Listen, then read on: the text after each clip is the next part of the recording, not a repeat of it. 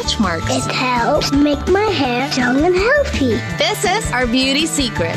Sana all. Sana oil.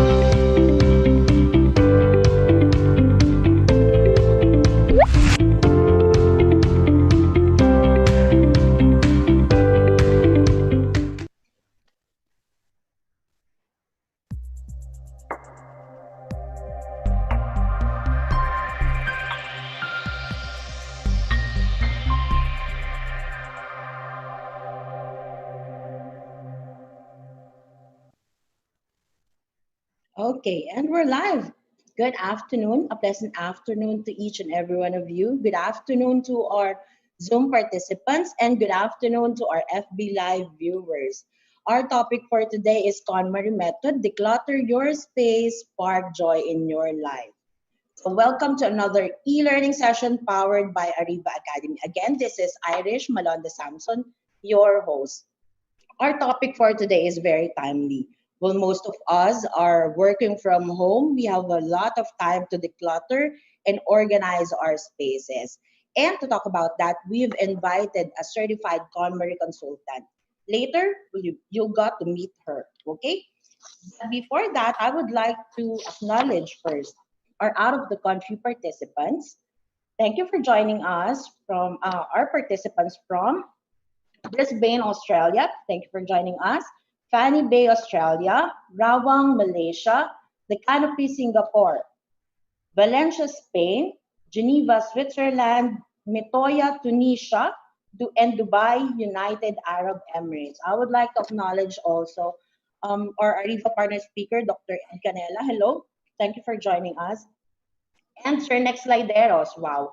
And to HFC employees as well, Sir Paul Tison. Thank you for joining us and watching us right now. So let's start. In order for us to have a smooth flow of our e-learning session, here are the house rules. We will be having a 2 to 3 minute break after the presentation of our guest speaker and before we move on to our question and answer. Participants' microphones will be temporarily disabled by the administrator during discussion to avoid interruptions. Questions will be entertained after each topic of the session. For questions and clarifications during the provided time after each topic, please click the raise button for the administrator to enable the microphone for live questions. Questions may also be given via chat. One question at a time will be entertained. For comments and feedback, please scan this QR code and it will be directed to our feedback form. Please send us your comments for us to improve our future e-learning sessions. And now, I know you're very excited to meet our speaker today. Our speaker has been a teacher in China. She is the Asia Pacific Director of the International Youth-Oriented Organization, the World Youth Alliance, or the YWA, before becoming YWA's International Programs Manager. But these days, her main goal is to help you tidy up your house. She is now a certified KonMari consultant and the owner of Yorokobi. To talk about how to declutter your space and spark joy in your life, let's all give a hand for Coach Renelyn Tan-Castillejos.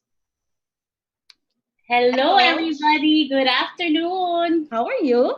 I'm very well. Thank you so much for inviting me. Thank you for all of our guests who are here. I'm very excited to share with you how to spark joy in this time. Okay.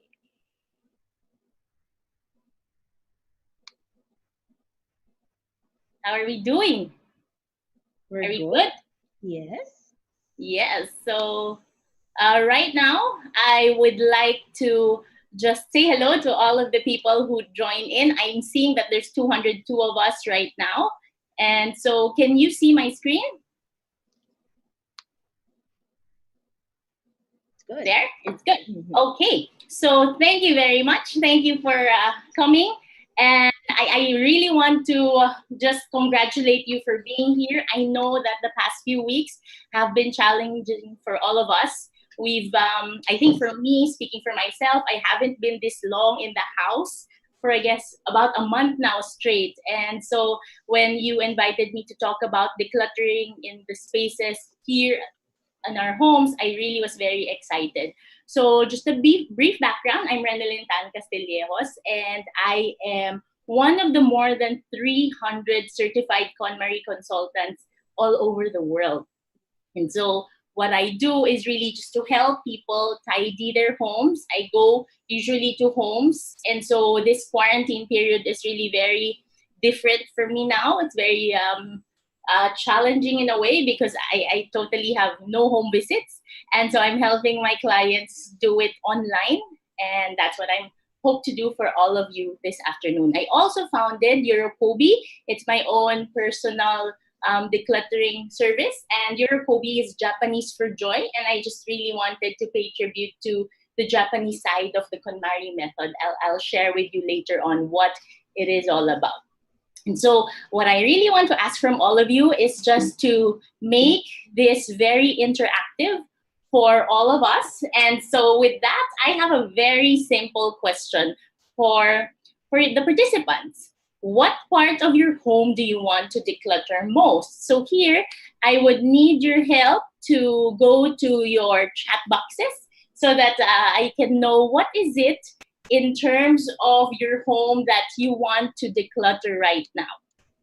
So there, bedroom, closet, bedroom and kitchen. Thank you very much. And so I want you to hold that thought and think of why that specific area in your home is your main pain point. We like to call that a pain point right now because probably the reason why you want to declutter that area is because it's not very tidy or perhaps there's a lot of clutter. And so let's spark that idea for now.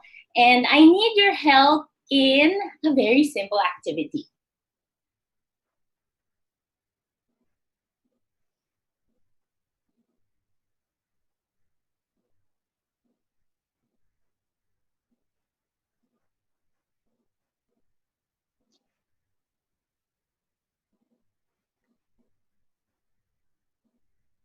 I think we lost the connection with Miss Renelyn.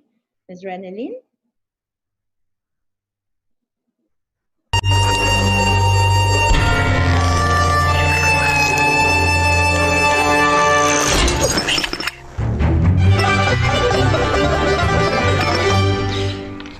Every coffee needs a lotus.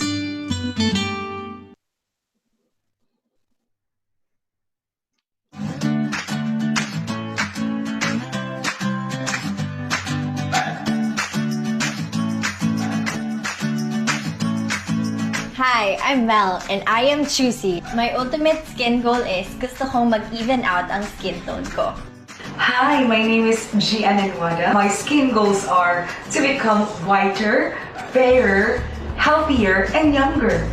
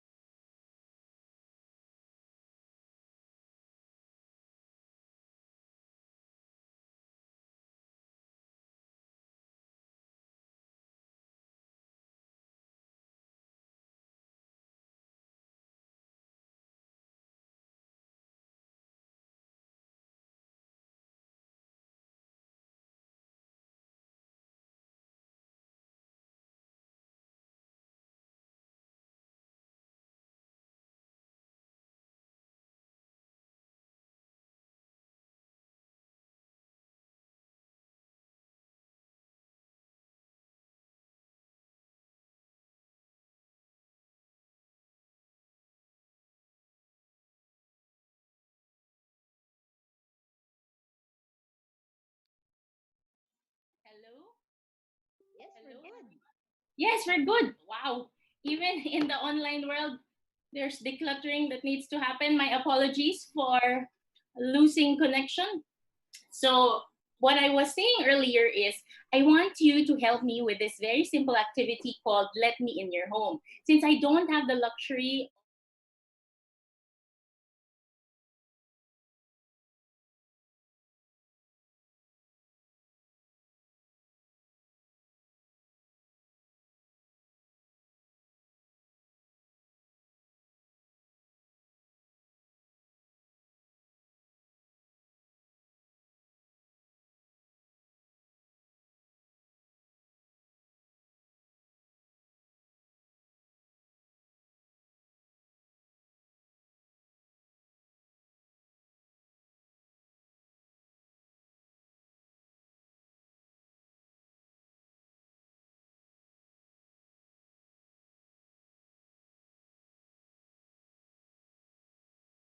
my home is almost tidy. My friends sometimes visit me.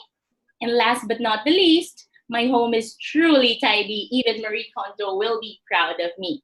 So I'll give you maybe just 10 seconds to reflect a little bit. What do you think is your clutter meter?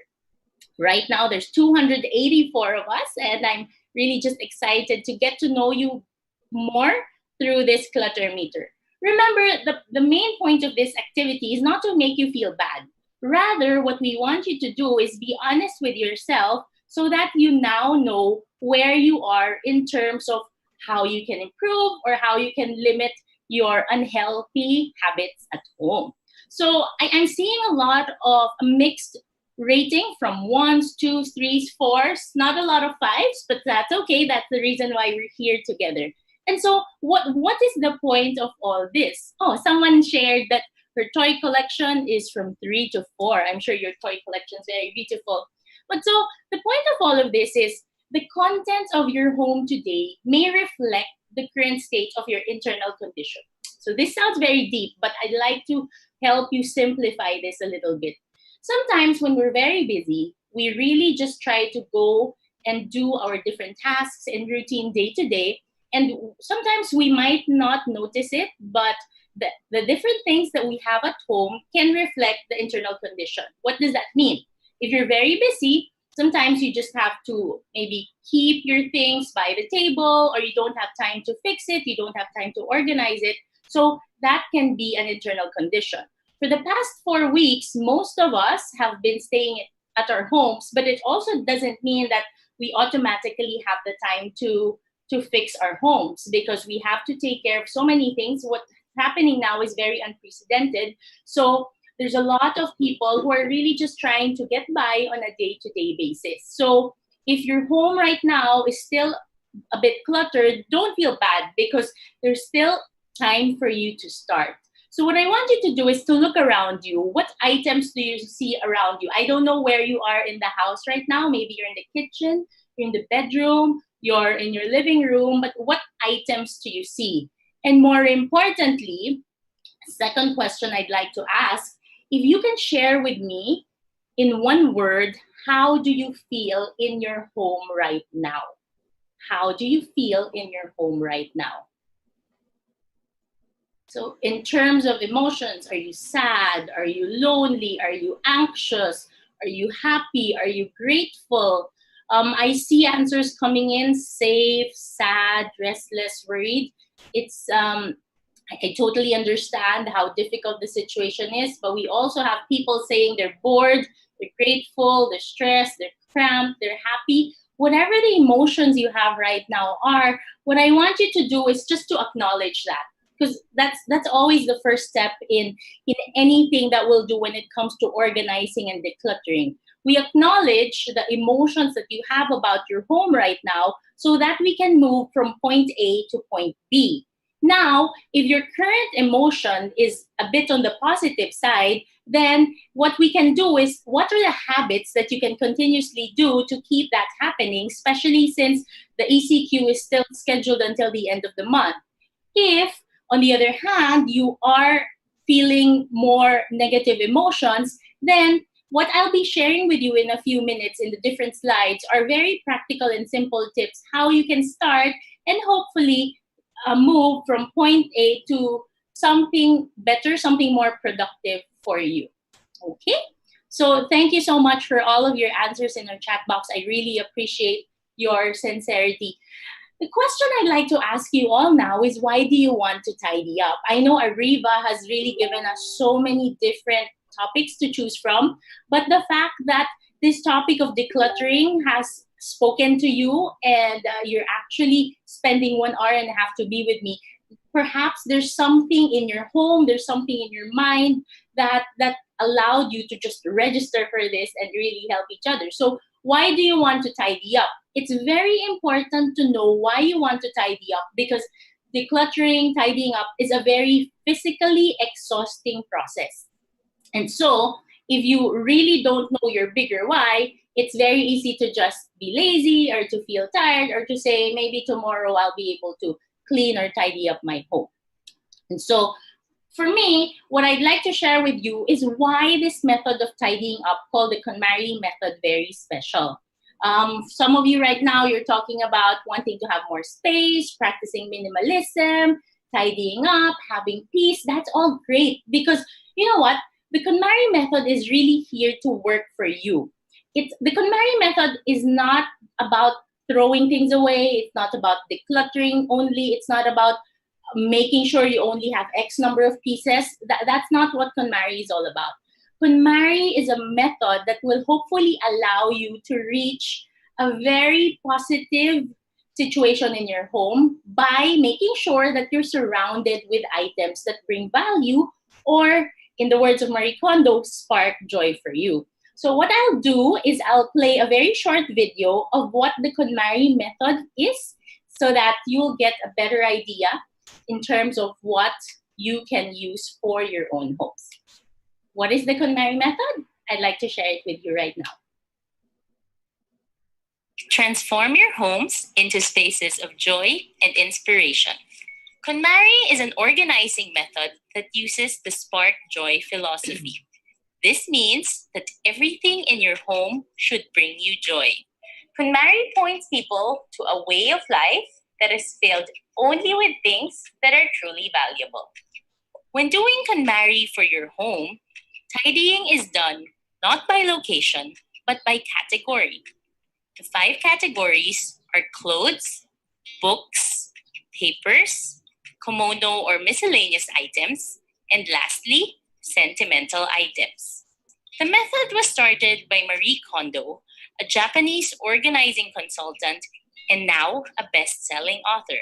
She has also been recognized as Time Magazine's 100 Most Influential People in 2015. In KonMari, we teach our clients to keep only the things that speak to their heart, or in the words of KonMari, that spark joy. And for those things that don't make you happy anymore, you have to discard them. However, the important thing is to say thank you to these items that made you happy once upon a time. And once you're ready, you let them go. To know more about the tidying method of KonMari and Yorokobi, please visit www.worldofyorokobi.com. Thank you very much. I'm reading your comments, and some of you are asking, is that you in the video? Yes, that's me in the video as I try to explain what KonMari is. I really like how the comment here said, everything seems to spark joy. That's very true. When I first tried to KonMari my home, that's my exact feeling. I told myself, but I bought this, my good friend gave this to me, it's my husband's gift to me. So everything I attached emotions to, which is why in my home, before I did KonMari, there's so many things. And it was really hard for me to let go of stuff. Now, what is very important, what I'd like to share with you, and the greatest lesson I've learned from Marie Kondo, is that tidying up is really a way of life.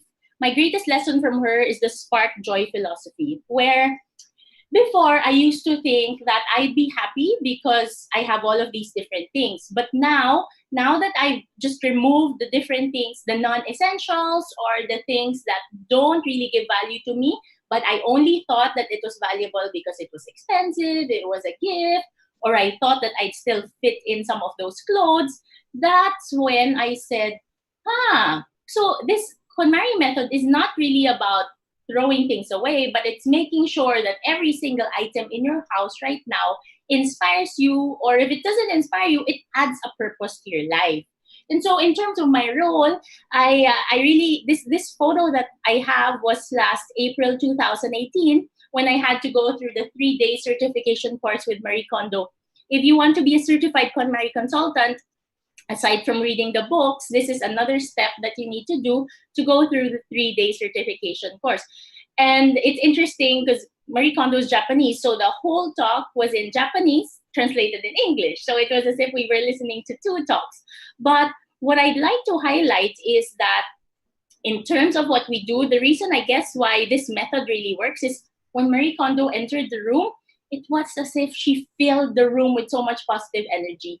And that to me is the value of Spark Joy. It's not just having a beautiful, spotless, clean house, but it's really having your spark joy from within and sharing it with other people. And this is what's very important, especially now at this time where we're here. We don't know when the quarantine will end, but hopefully you find that joy so that the other people in your homes, or if you're alone, so that you also will get a more positive vibe. And so there, as a KonMari consultant, these were my classmates, and we would go and visit homes to help them in their tidying journey. And so what I'd like to share with you are two quotes that I got from Marie Kondo, and this is hopefully something that will guide our discussion. The first is, I'd like to differentiate with you the difference between cleaning and tidying up. Marie Kondo says that tidying is the act of confronting yourself, while cleaning is the act of confronting nature. And so you can totally have a clean home, but it's filled with clutter. It's not tidy. What is cleaning? Cleaning is dealing with dust, dirt, nature. Like, we have to do it every day so we're healthy. But the thing about tidying, the reason I guess why it's very difficult, especially for me when I started, was it's really asking myself for every single item in the house that I own, what is the value of this thing to me? And growing up, I used to be a shopaholic. I still love to shop now, but I can say I'm a responsible shopper because every time I go to the mall, I would still do window shopping, but I know now when to actually buy it or when just to try it on to be happy and then leave the store. And so that's why I also like how when other people would ask me, they might think, oh, maybe your house has nothing. But I tell them that, again, the goal is for you not to have an empty house. The goal for you is to have a house that's really a home, because you have items from your clothes to books to papers to other miscellaneous items and sentimental items that you use and you work for and you really enjoy. The second quote I'd like to share is, tidying is a tool, okay? It's a tool for everyone. It's not the final destination. If it's a tool, then what is it a tool for? It's actually a tool to make you happier in your life. And so you might think, I thought I'm just tidying up, but it's really something deeper. You know why? Because for so many people, they think that maybe clutter is something they can just set aside and put there and go back to it after a few days, a few weeks, and worse, some people after months or years. But there's really a negative effect that clutter has on us. Last week, what's very exciting is Marie Kondo came out with a new book. The book is titled Joy at Work. And we've also been talking, like with the consultants and we've been talking about how the timing right now is very different from how when she wrote that book. But I think the main themes, the main lessons is still very, very helpful. And I'll be sharing with that later on. So in the book, Joy at Work, they had a survey from 1,000 working American adults. And they asked, do you think clutter affects you negatively? And the study said that yes, definitely 90% of the 1,000 working American adults surveyed said that clutter affects them negatively. How? Just to share with you some of the effects. Number one is lowered productivity. Number two, it's a negative mindset. Because of course, maybe if you have a lot of things, either in your home or in your office, it's hard for you to think clearly. It's hard for you to strategize when when there's not a lot of clarity. The next one is reduced motivation. See, perhaps different people really have different motivations, but if, for example, you are affected by clutter, then this can negatively affect you. And last but not the least, what they say is clutter can also have diminished happiness. So if this is what the survey shows, of course, this is in America, but if you think about your own work, your own offices, maybe your own spaces where you interact with people, and if you agree with any of these things, maybe you can share in the chat. But this is how clutter can negatively affect people. So we don't want that to happen, and I'll be sharing with you what are the things that you can do. What I'd like to see, what I'd like you to, maybe if you have notebooks or if you have highlighters there, you can just write this very important sentence. Once you start tidying up, you give yourself the chance to reset. I'd like to repeat that.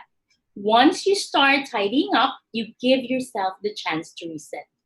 I know that for the past 4 weeks, we've all been given this time that we never thought would be possible. But like I said, if you were taking care of so many other things in the past weeks, do not worry, because now you have this time to reset and to just give yourself that goal of maybe having a tidy home.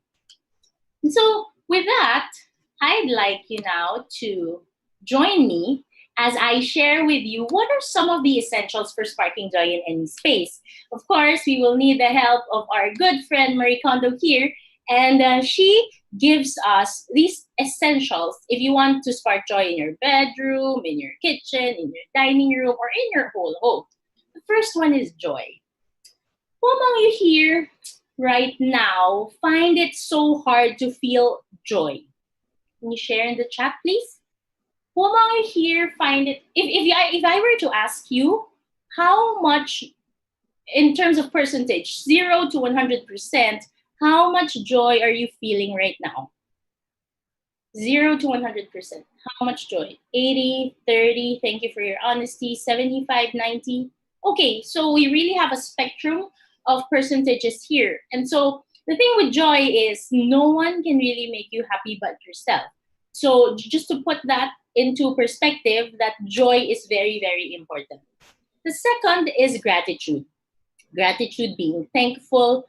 And I guess this is where humanity's strength lies, like especially with times like these, just to have gratitude for the fact that we're still able to communicate, we're still able to help each other, we're still learning about tidying up at this stage with technology helping us. So that's very important. Next is positive feelings. If you want, whether you can see it or not, every emotion that you have in your home right now is affecting your whole space. It's affecting the people around you, right? And so whatever feeling that is, you have to always remind yourself that positive feelings are important if you want to spark joy in any space. Determination. Why is determination important?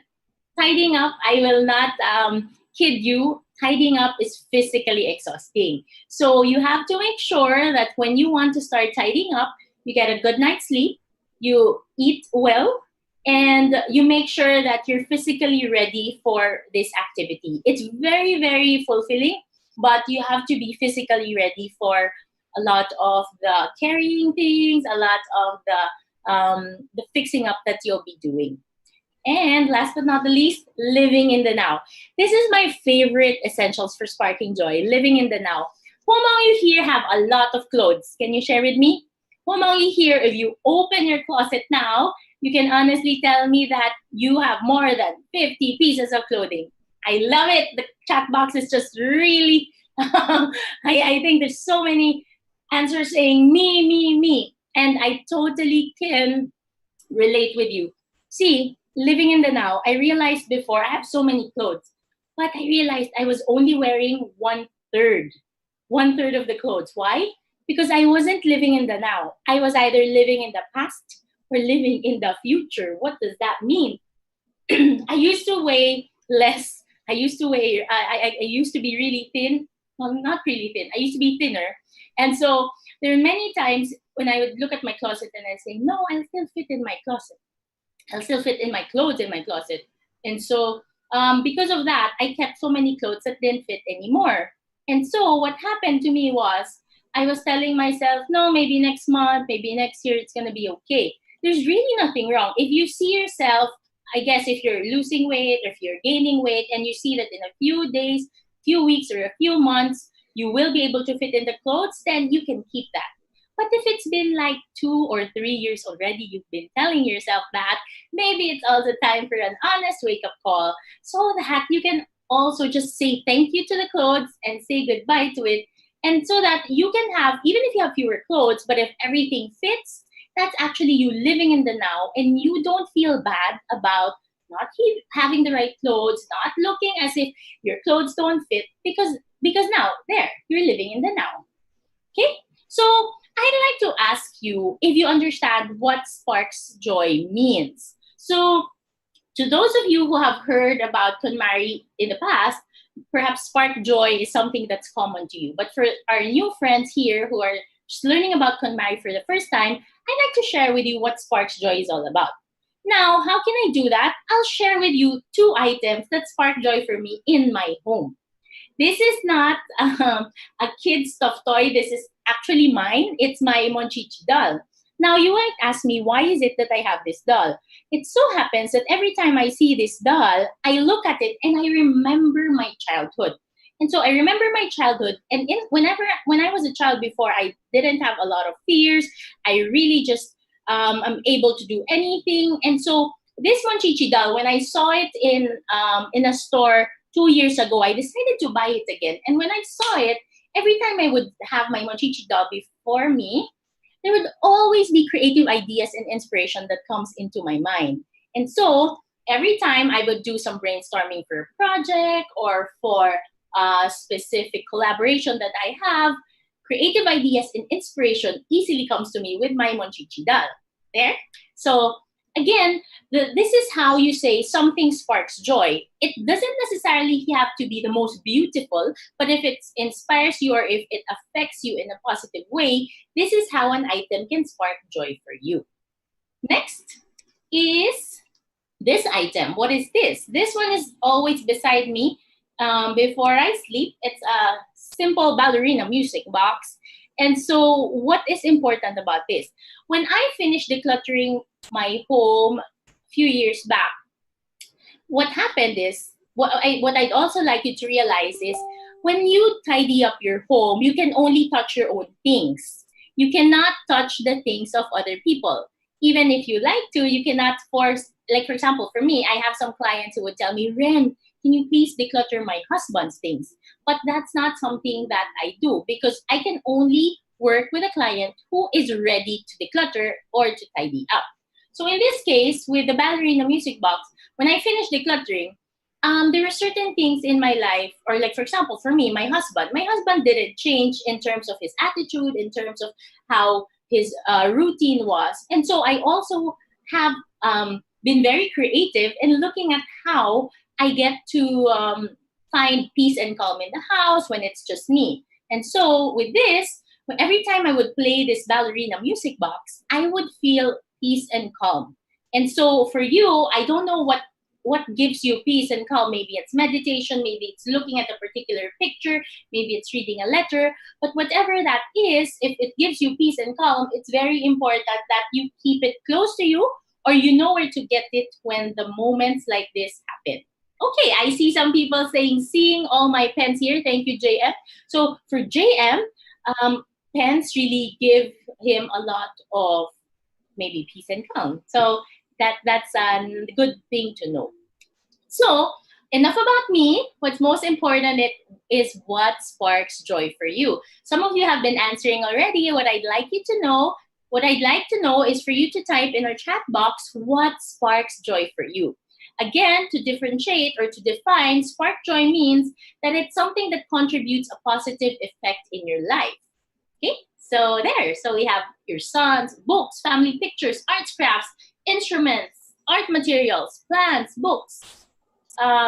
kids. Thank you for sharing about how your kids and your families make you happy. But for the purpose of decluttering, we will just look at material things for now because we cannot declutter them. These people are important in our lives, right? So there. What's interesting is some people, this question has been asked with for a lot of consultants, and they ask us, can we declutter people? And so with that, what I usually answer is, we really just share and teach people how to declutter items. But what you'll realize is, it's because you now have yourself surrounded with items that just bring you joy and bring you value, it becomes more or less second nature for you to also choose the activities that you do, the people that you surround yourselves with. So it can be an indirect way. When you know exactly what makes you happy, it's easier for you now to, like I said, choose the people that you're around with, and to also find activities for you that are meaningful. If only I can declutter my family members and relatives. LOL. So there's Ria. I'm sure that once you start with the decluttering and you'll have everything clearer, you might not even be too focused anymore with them. Right? So there. So let's move on. My question to you now is, does everything inside your home spark joy for you right now? Give you maybe 5 seconds. Does everything inside your home spark joy for you right now? No, not all. Definitely not. Not all. No, not really. And that's a good starting point for us. Because if you say that it's no for now, you will get very practical tips in a bit from me. So here you're seeing, in terms of your home, like right now you're looking at the kitchen, at the dining room area. So it really doesn't matter what kind of colors you like. It doesn't have to just be all plain or all neutrals. What's important is you know what you want. Because if you don't know what you want, it's harder for you to just get what it is that you deserve in life. So now, are you ready for your tidying festival? Tidying festival is a term that we use in KonMari. And tidying festival, it's usually a one-time, big-time event where you go through all of your things in your home and you tidy up. Now, tidying up doesn't have to finish in one day. It's not realistic. So yes, someone says, whoa, a festival. Yes, it's called a festival because tidying up, it's really something that hopefully is enjoyable for you. Because think about it. If you're going to spend maybe at least 5 days or a few weeks or a few months to declutter, then might as well make it enjoyable. So the tidying festival hopefully is something that will allow you to reboot and to reset in your home. Okay. Now this is very different from daily tidying, because with daily tidying, this is already the routine that you have once you finish your tidying festival. So with the tidying festival, my only disclaimer for you is, as you go through the tidying method, your home will of course be cluttered, but that will just be temporary. Because once you finish the whole process, then you will have clarity of mind. Yes, Millet said that she's relieved it doesn't have to be done in one day. No, it really depends on you. Later on, I'll also give you tips for what's practical for people, especially for working people, especially for those who are still working from home.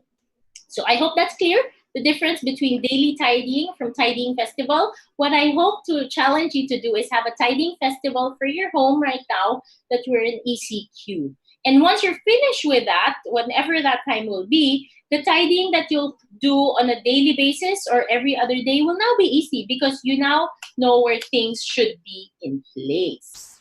Okay, you can do it on the weekend, some do it on weekdays. It really depends on your preference.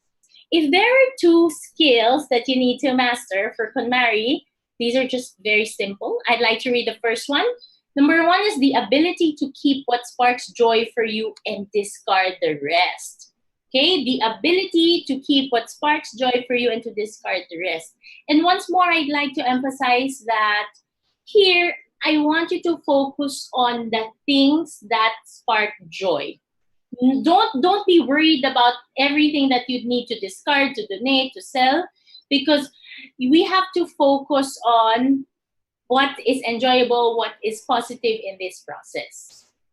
Now, if you have to discard something, I need you to do one thing, and that is to say thank you to the item. You can do it silently or out loud. If there's a lot of items and maybe you're with other people, you can opt to do it silently, because they might be wondering, why is this person talking to her things?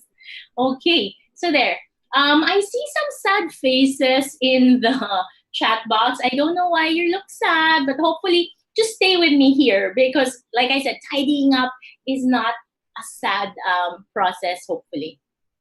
Second thing, the second skill you need to be able to master is the ability to decide where to keep each thing and put it back in place.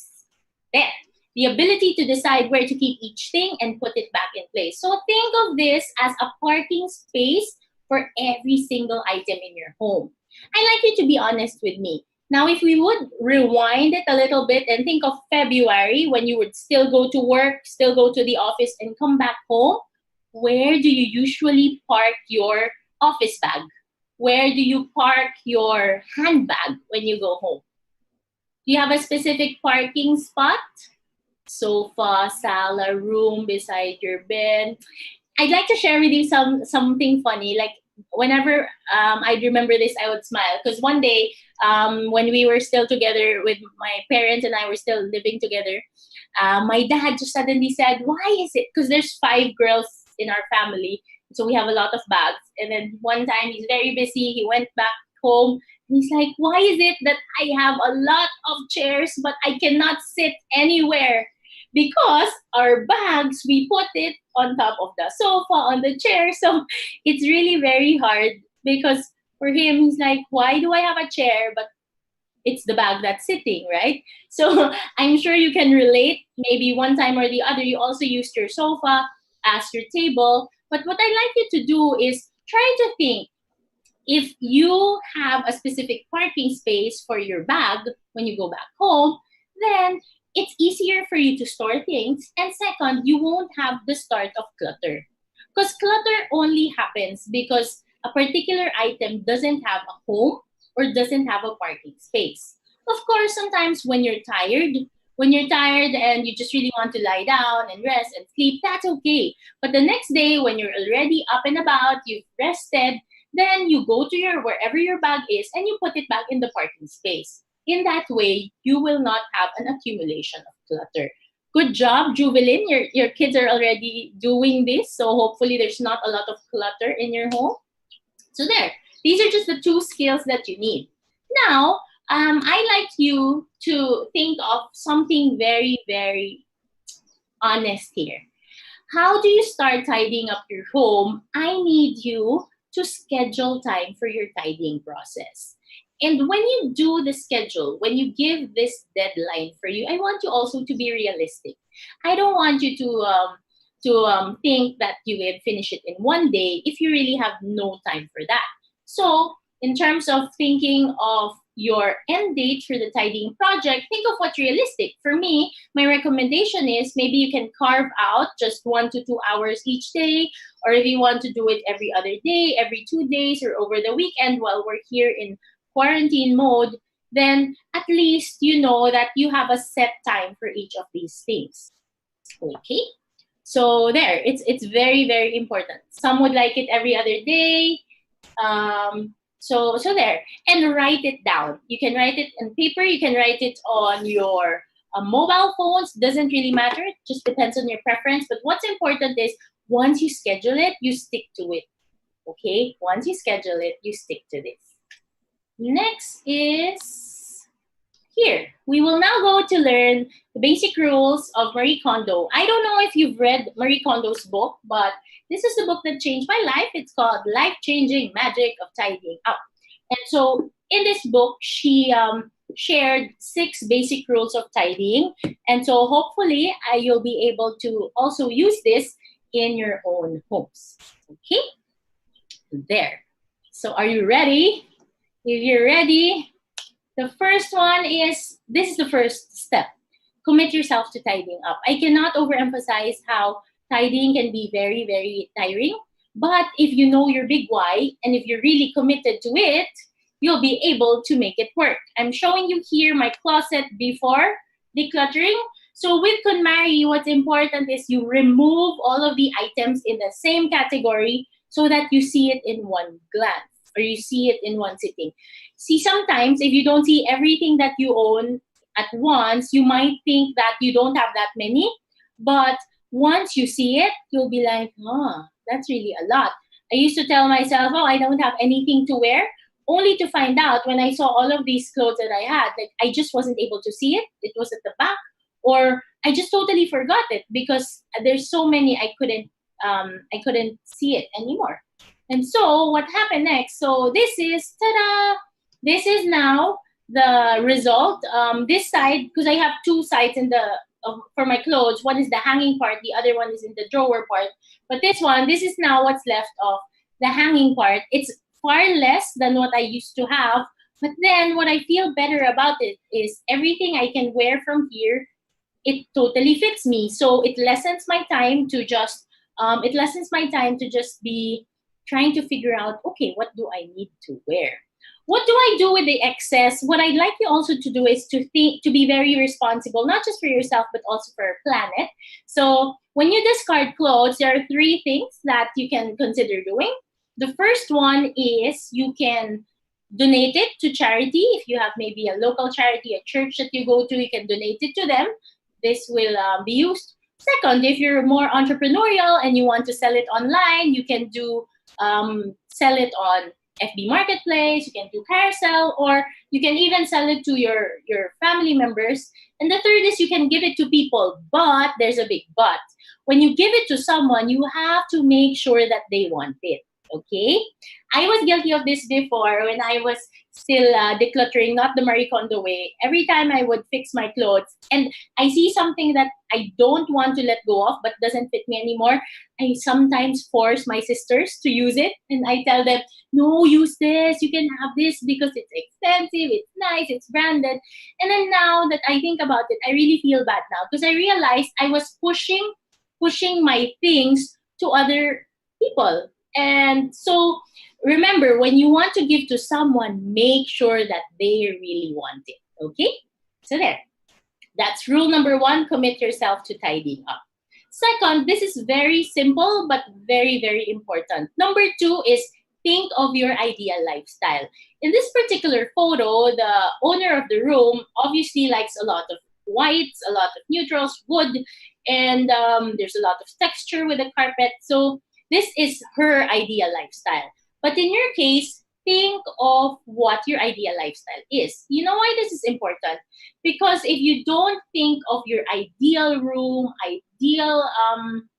ideal space, ideal home, then you won't be able to get it. You will just get maybe hand-me-downs, or you will just get the things that the universe will give to you. So how specific do you need to be? When you think of your kitchen, for example, and you want to say, okay, I want to spark joy in my kitchen, my questions to you would be, what kind of kitchen do you want? What kind of stove do you want? How many plates do you need? How many pots and pans? What kind of tiles do you want? Very specific and down to the detail. So that when you go shopping, you will not be confused with all of the choices. Or when you need to go buy something, even if you have so many different varieties to buy from, you will be able to stick with your list and you'll tell yourself, okay, this is what I want. I will not be confused anymore by all of these different choices. So that's why it's very important to think of your ideal lifestyle. I hope that's clear. If you have any questions, also feel free to just share it with us. Okay. The third tip is this one. I don't know if you're doing this already. Number 3 is you have to finish discarding first. I repeat, finish discarding first. When I used to fix my room before, I always started the other way around, which I realize now it's not the KonMari way. I would always buy storage first. Like I would look for really nice boxes and tell myself, oh, I already did the first step. But I realized that that's not the way to go. You have to finish discarding first. Why? Because when you finish with all of this tidying method, you might be surprised that you actually have more space now after you finish discarding everything. So you finish discarding first. Here you see that you have to be ready with trash bags, balikbayan boxes, where you can discard things. And when you discard, later on I'll share with you the different categories that you need to go through. It's important that you divide it into categories and subcategories so you don't get confused. And for example, maybe one question you might ask, what if it's already the end of day, I'm still not finished with the category? So if that's the case, what you can do is just set aside a small space in your home where you can temporarily park these items that you haven't finished yet. Because if you're not yet done, you don't have to force yourself to finish, because you will just be tired, you will lose momentum, or you might just altogether decide to quit. So you have to just set aside that space, tell people, okay, maybe just put a sign of limits, and just also remember in your mind that that space is just temporary, because once you finish the tidying up process, it will be clutter free. Okay. Okay, let's see. Jordan says he has a dilemma. He's gearing towards minimalism, but he also wants to go zero waste. So I'm fond of recycling and reusing. So it ends up that I still have the same amount of stuff in my house. Actually, this is a challenge for a lot of my clients, because once they start to recycle and to maybe just put the donations in their house, I tell them they're not yet done until the item leaves the house. Okay, so maybe you can use that as a rule of thumb. If, for example, you want to donate items, give yourself a deadline. Give yourself a deadline that, for example, by this date, I need to have delivered this already to charity A or church B, so that you also don't just rearrange the clutter in your home. Because if that's the case, if you're not removing anything that's not supposed to be in your house anymore, then the amount of things you have will still be the same. When it comes to recycling, maybe what I can recommend to you is just have a number that's not too many, because different people have different home sizes. So maybe you can get a space in your house where you can just say, okay, this is the space where I can put my recycling materials, but don't make sure that it doesn't go over your allotted space. Because if that's the case, then you're defeating the purpose of your tidying up. Okay? So there. Hope that helps. So we have friends here who's a crafter and upcycler. Hello, Tim. So same suggestion. Just choose a space in your home where you can put your things. Because remember, in your home, you really are the main person who can control what sparks joy for you. So if crafts spark joy for you, you can keep it in your home, but make sure that there's space and it's not too much. You're not accumulating it just for the sake of having a lot. Because at the end of the day, if you want to upcycle, I'm sure you also want to contribute to positively helping the environment. Number 4, tidy by category, not by location. So this one's very unique with KonMari. When you tidy, you don't tidy by location. What does that mean? Before, I used to clean by location. So I would clean my bedroom first, then my bathroom, then my kitchen, then my living room area. And so it worked for me, but I realized that the KonMari way is better because it asks us to tidy by category. There are only 5 categories in the KonMari method. The first one are your clothes, followed by your books. 3rd are your papers. 4 is komono items, that's Japanese for miscellaneous items. And last but not the least is sentimental items. So in this case, what happens here is for the different categories, we will ask you to finish each category first and not go to the next parts. So number 5 in connection, the rule for number 5 is follow the right order. I took this page from Marie Kondo's book, Spark Joy. To those of you who are more visual, this is Marie Kondo's second book. It's called Spark Joy, and it's good for people who like to see pictures and images of how to fold. And so here you can see the correct order of tidying. It says here, you tidy clothes first, then books, then papers, komono, and sentimental items. So sometimes you might be tempted well, I don't have a lot of papers. Maybe I should do it first. See, Marie Kondo has been tidying as young as 5 years old. Like she has been doing this for years. For her college thesis, she even wrote about organizing. So this method has totally worked for her. And this is also why we're asking you to try it, to use it, because the main reason why this is arranged as such is this is according to the level of difficulty. So the clothes, even if there's a lot of people with expensive clothes or branded clothes, thing with clothes is it's easily replaceable with fashions that can change over time. So clothes is easiest to discard in that way.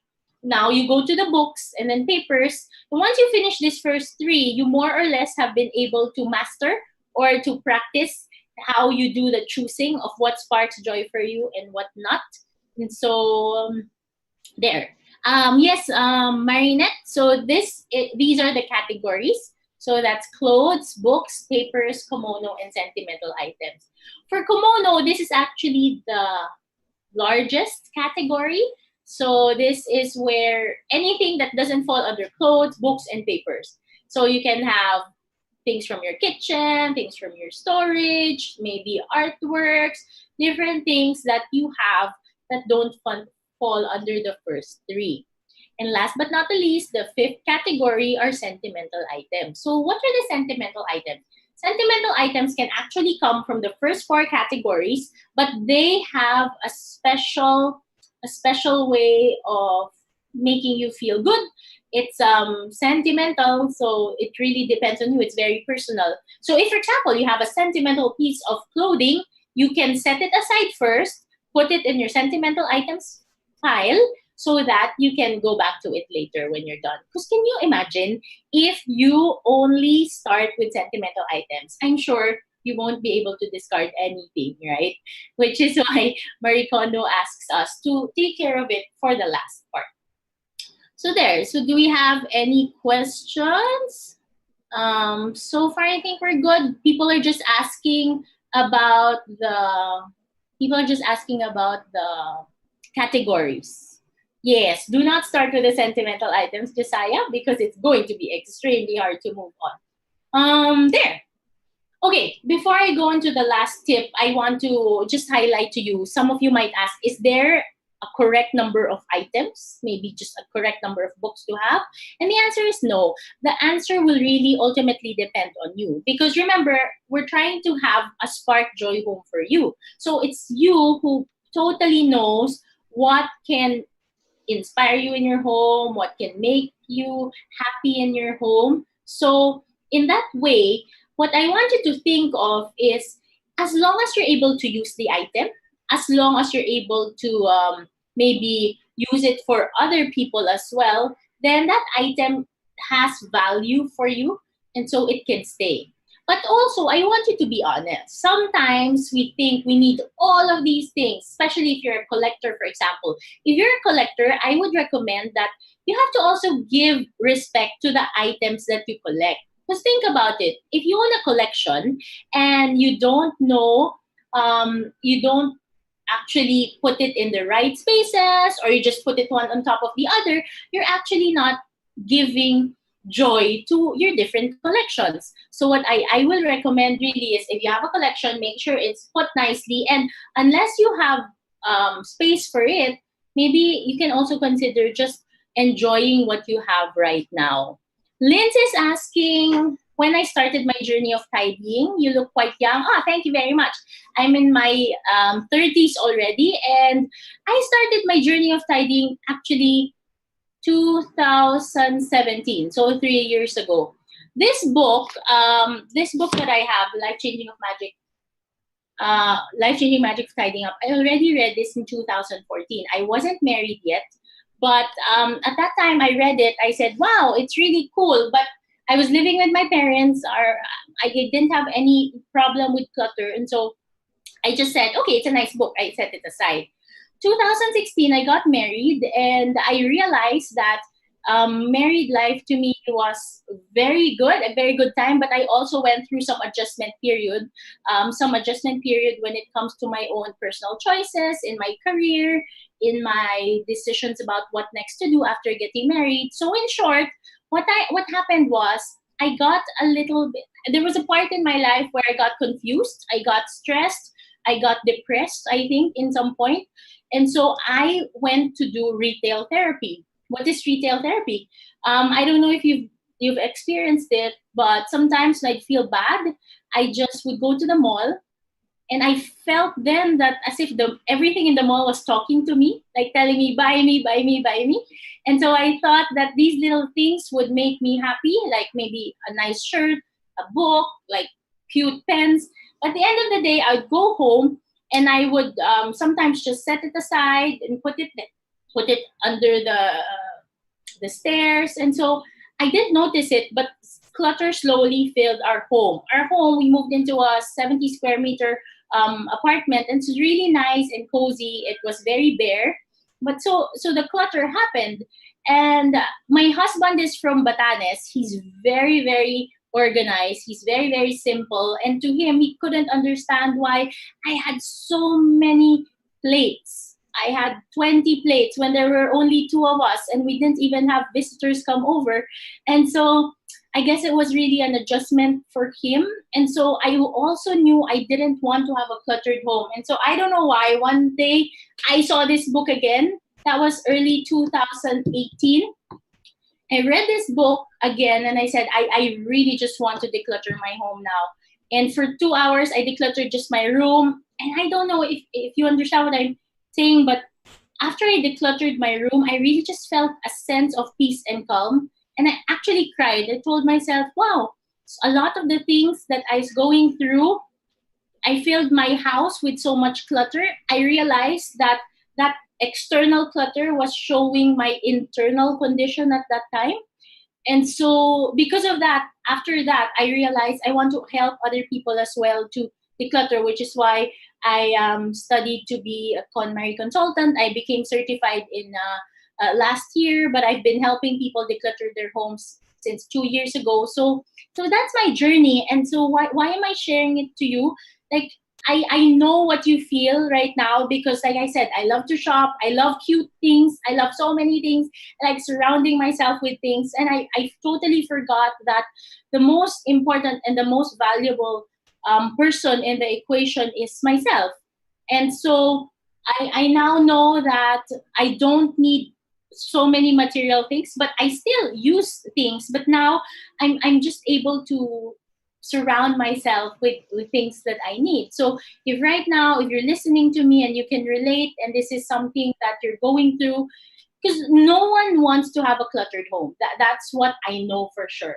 Like, no one really starts with a cluttered home. But sometimes it can be a way for you to show your stress, or without you knowing it, maybe you're very tired. So now is a good time to go back and just reboot again and to restart whatever it is by talking about your home. Dawn says, shop and let go. And so for Dawn, if Dawn is a person who likes to shop, like I said, it's just what's very important is, even if you like to shop, that's good if it makes you happy. Just make sure you have a parking space for every item in your home, so that clutter will not start. So there, last but not the least, sixth tip is ask yourself if it sparks joy. There. So here, I'm showing to you my book collection, and a really nice glass coaster placemat that I saw. So these are random things, right? But these are the things that sparks joy for me. In your case, I'm pretty sure you have a different photo in mind that you'll be thinking of. But these things will allow you, hopefully, to realize that, okay, if it's something that sparks joy for you, I want you to display it. And I also want you to actually enjoy it, right? And so there. You can relate. There's nothing more important than having inner peace and being mindful about our decisions to purchase anything. Decluttering helps us to be more purposeful. Thank you, Linz. And yeah, and it's whatever tidying journey you are in right now. If you're just starting, if you're at the middle, or if you're almost done, what I want you to do is remember that you're really doing this for yourself. This is not for your husband. This is not for your mom. This is just a bonus if they have a clutter-free home. But really, at the end of the day, it's going to be you who will benefit from this. And tidying up, I hope at this point you realize that it's not about throwing things away. It's not about discarding things away, but it's actually being courageous enough to see in yourself what is it that you value. What is it that you value, and how can you spread it to other people? Dina here asks, what if the clutter belongs to members of your family? This is a great question. Unfortunately, or fortunately for some, you can only tidy up your own things. If, for example, you're living with someone who's very cluttered, you can only inspire that person. Because at the end of the day, if you force anyone to tidy up, maybe you can relate with me. If you tell to someone in your house, can you fix your things because it's very messy? Chances are that person will be upset, will get mad, or will just totally not talk to you. Because yeah, and so with us, with KonMari, we always say, just think of your things first. Think of your things, and then you will be surprised. Some people may be ready, some may not, but it really depends on their own timing. Clutter only your own things, as Jay said.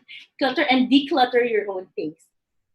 How often do you do KonMari decluttering? It depends on you. The good thing with KonMari is, because everything now has your own parking space once you're done, it's easier for you to just keep the things, the space clean. Now, if you want to do KonMari decluttering on a regular basis, like every quarter or twice a year, it depends on you. You can totally do that as well. And so, just to summarize, Marie Kondo's 6 basic rules of tidying, I'd also like to highlight that Marie Kondo here, as you can see, is smiling. So when you tidy, I hope that this is also your internal condition, right? To smile and not to be upset when you're tidying. Because if you're getting to be annoying or irritable, then you have to stop, because this is not the KonMari way. We always still have to spark joy. So summarizing it, you commit yourself to tidying up, imagine your ideal lifestyle, finish discarding first, tidy by category, not by location, following the right order, and lastly, ask yourself if it sparks joy. Okay, there. So let's review the correct order. I want to have a quick quiz with you. Can you tell me what is the first category? What is the first category, my friends? Very good. Thank you. Thank you. Thank you. Correct. What is the second category? I love it. You're so good. Books. What's the third? I love it. Papers. Some people are getting confused. Some people are saying books. So the second is books. The third are papers. What's the fourth? Kimono or miscellaneous items. Correct. And last but not the least, we have sentimental items. Perfect. So there. So you have that. So that's the correct order. And so it doesn't matter if you have few clothes or many books. You don't interchange the order. You follow this order first. Okay? There. And so I want to show you, because usually whenever I have workshops, I do folding sessions with them. I teach them how to fold.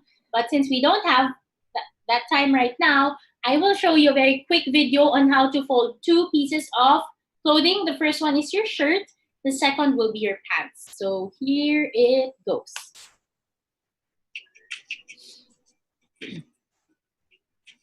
Tidying really life-changing? 101% yes. The most famous tidying technique in the KonMari method is folding your clothes. And today, I will teach you how to fold 2 items, your shirt and your pants. Now, the first item we will fold will be your shirt.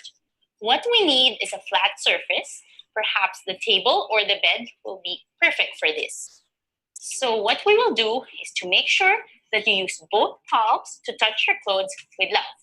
We pat the shirt so that you remove the creases. And then once we're ready, you have to fold the right part of your shirt inward And do the same with the sleeves. You do it as well on the left side. And the most important shape to remember is that we're making a rectangle. Now we see that we now have a long rectangle. We take the bottom part and fold it in half. But remember to leave a gap on the top part, about an inch will do. And once you're finished, we will now fold the shirt into thirds.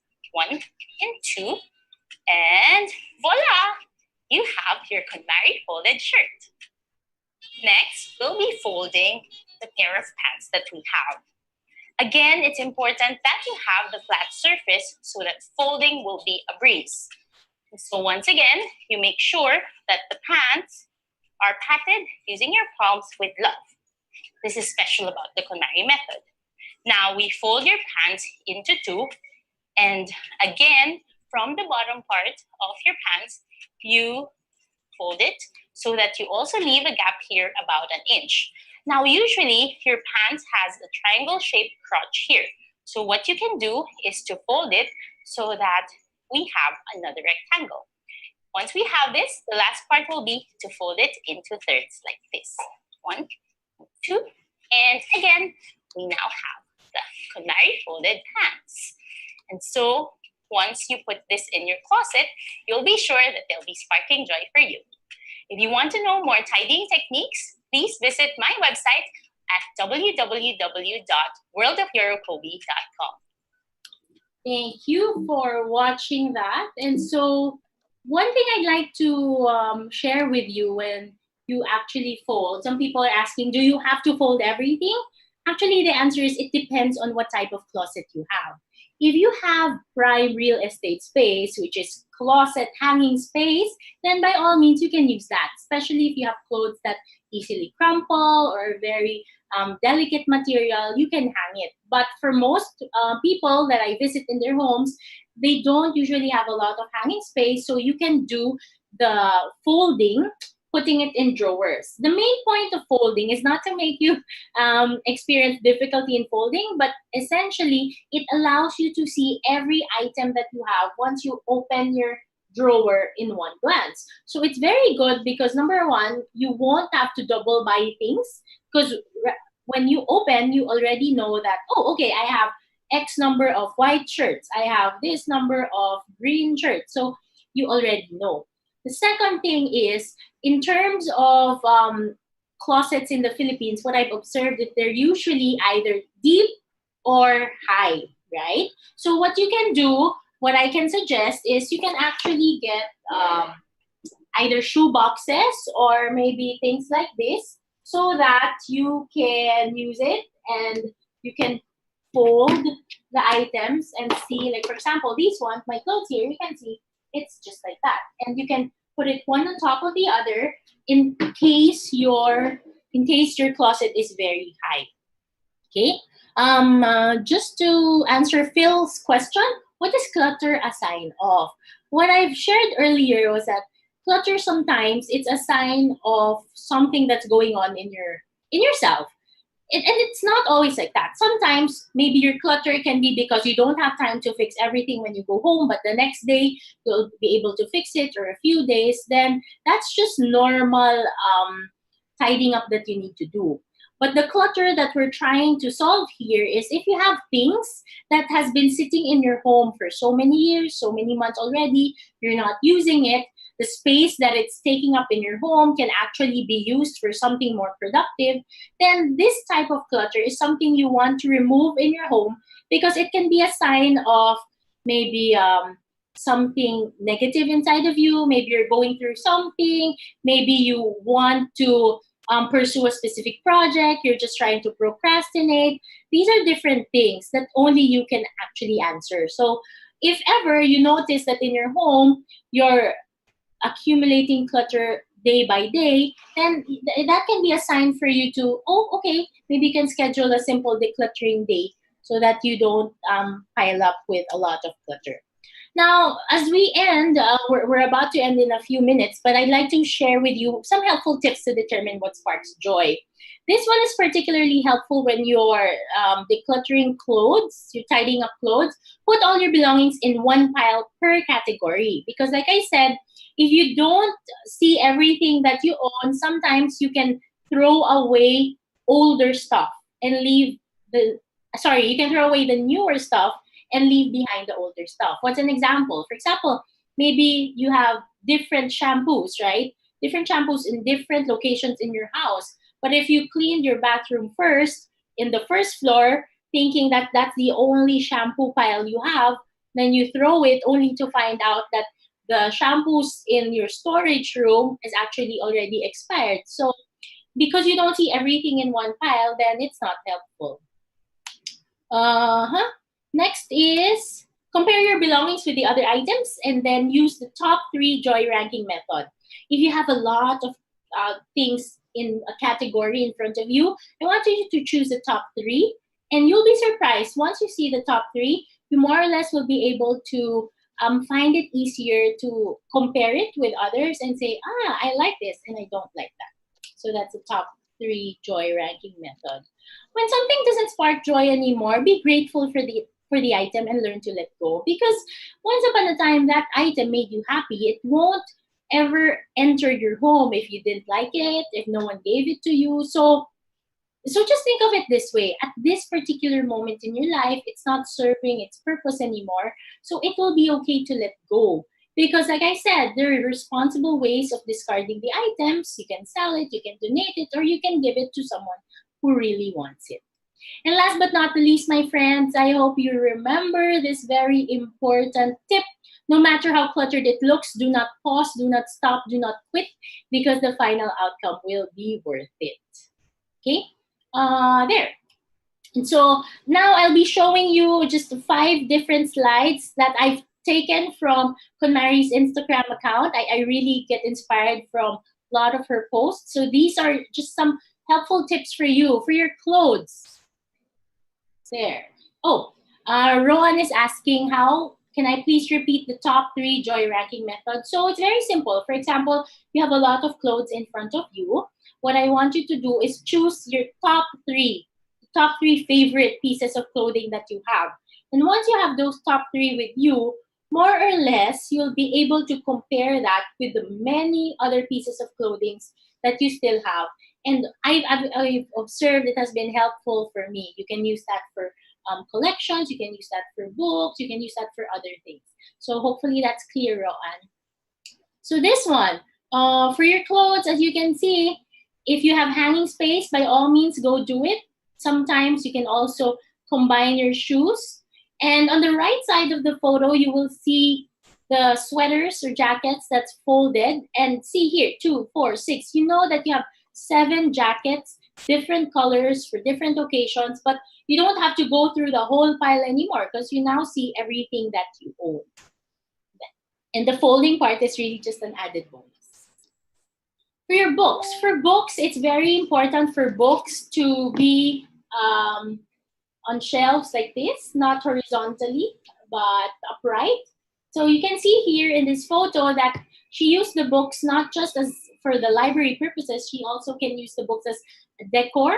So it depends on how you are. I have clients who are really book lovers, so they have lots of books, so their shelves are all books. But if you only have a few, you can use this as an inspiration to also try to see this. For papers, my dear friends, papers are best stored upright as well. So it's helpful for me to have paper organizers like this.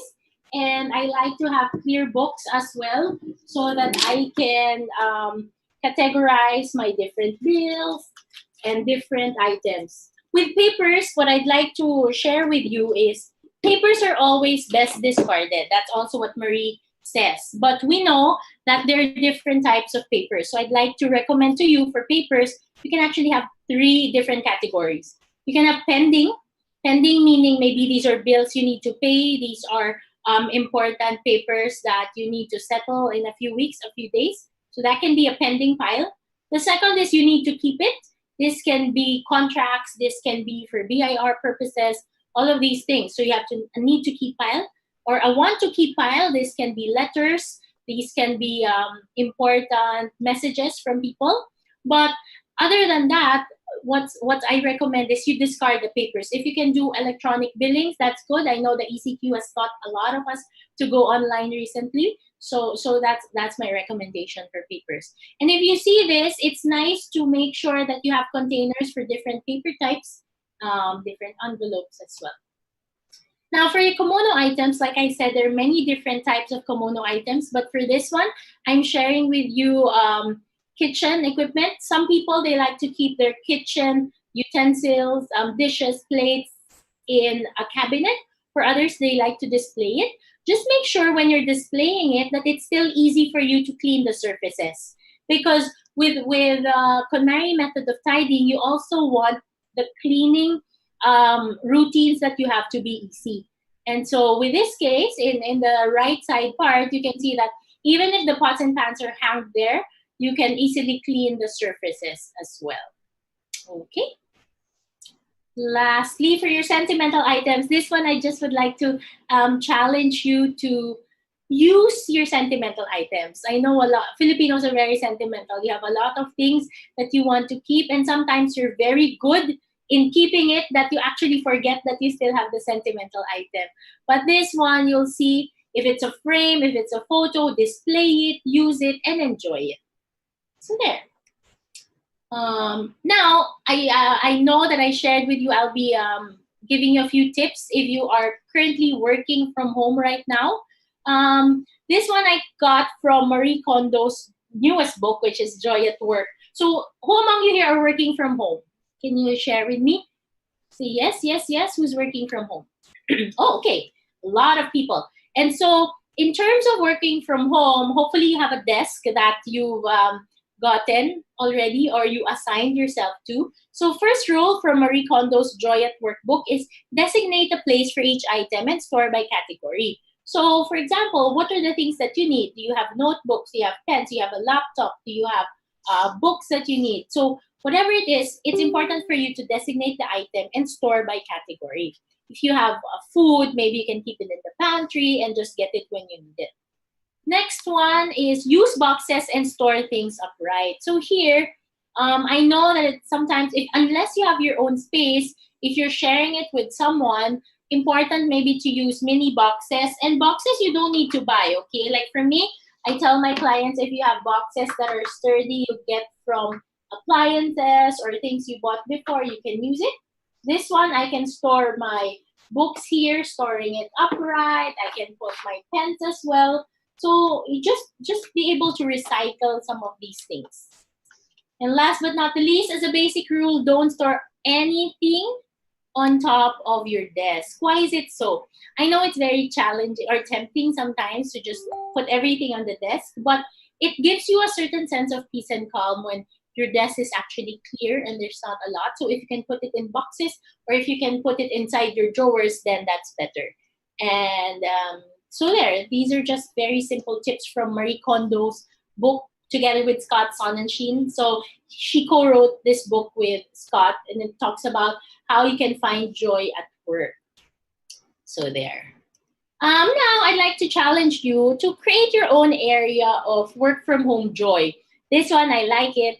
And it really is up to you if you want to have photos, if you want to have just the bare essentials. But right now, I'd like to ask you to make the most out of the unique situation we all are in. Because if you find that joy, hopefully you'll be able to cope more for this. So some more helpful tips. In the morning when you are ready to work, just get ready and get dressed up for the start of your work from home day.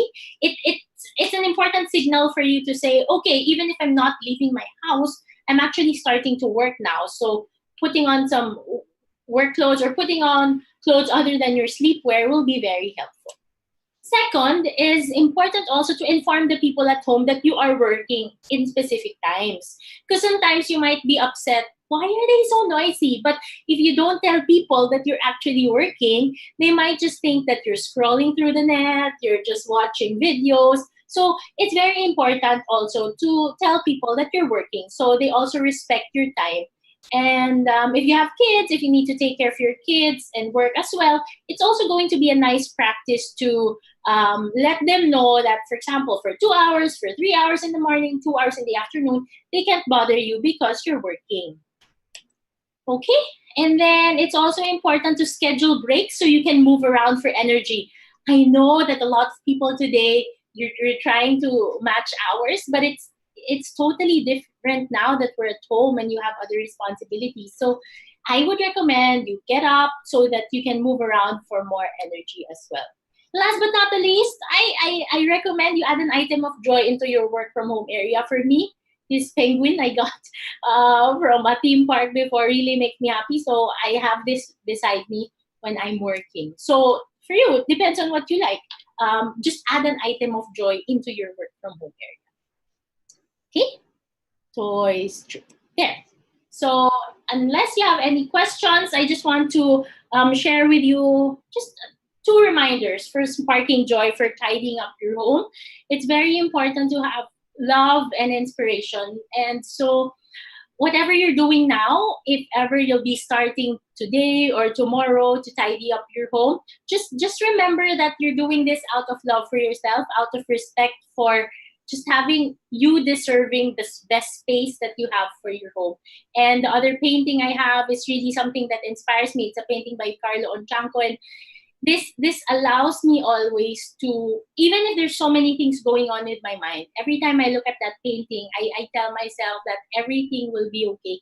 The fact that I'm still healthy, I'm still alive, I'm still breathing, I'm grateful for that. So I guess now is the perfect time for us to remember these things as you go through and tidy up our homes. So those are Spark Joy Essentials. Carrie Ong's asking how to declutter things of deceased people. And so this one, of course, it will, if you, I don't know if these are your own family members or someone's asking you, but if it's for your own family members, I guess it's also important you can maybe have a simple ceremony, simple prayer that you can do. But at the end of it, just how you would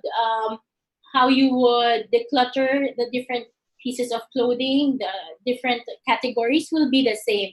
Just of course, maybe if the deceased has a husband, just make sure that it's communicated that you're going to discard it so that there won't be any fights, any what do you call this, negative feelings because of that in the end. Because sometimes what I've seen is in some families, they really mean well. They throw away things of the deceased without informing someone who's very important to them. And so that's where the problem lies. But I know that when you communicate it well, you give respect as well when you declutter things of the deceased. It should be okay as long as there's that proper communication. Okay? And so question and answer time. Okay. There. So thank you for the tips and strategies and sharing us the KonMari method way of decluttering. So we will now gear towards the question and answer. But before that, Coach Ren, we will just have a quick break. Okay. So please stand by. For you guys who are watching right now, please stand by because we will be right back.